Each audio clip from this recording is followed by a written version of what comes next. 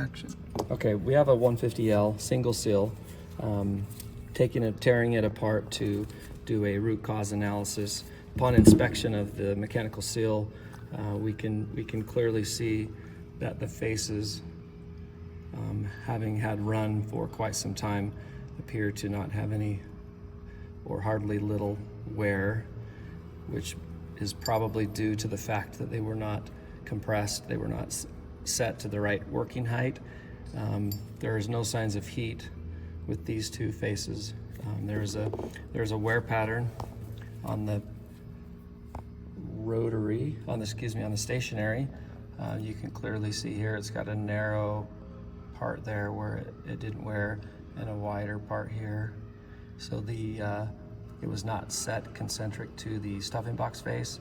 So the seal was running under pressure, under the incorrect working height, and it was installed on the seal, not concentric to the stuffing box face. So the most likely issue was that the set tabs, or the set string, was taken off prematurely. The seal was set to the pump before the set tabs were taken off before the seal was set to the pump. The set tab should be the last thing that's coming off.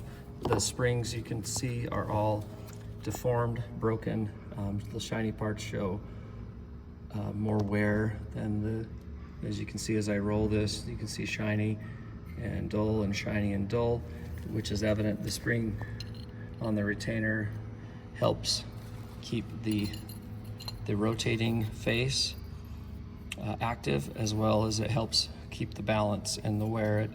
It accounts for wear to keep the seal in rotating, or in stationary. It keeps the seal faces locked together so there is no leakage.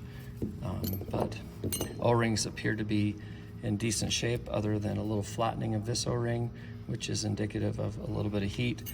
And you see the process has migrated across the sleeve and gotten underneath the rotating face and is building up.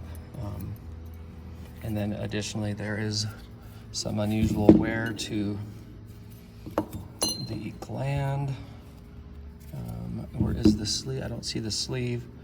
We don't have the sleeve, but there's some additional wear touching off here, where the sleeve would have actually touched off on one side, which is another indicator that the shaft, or the seal, was not installed perpendicular to the shaft. It was slightly not perpendicular. We have the sleeve, and you can see that there's damage. You can see where the springs, I'll get that little pointer. You can see where the springs have been moving here and here on this little back retainer that holds the springs in place.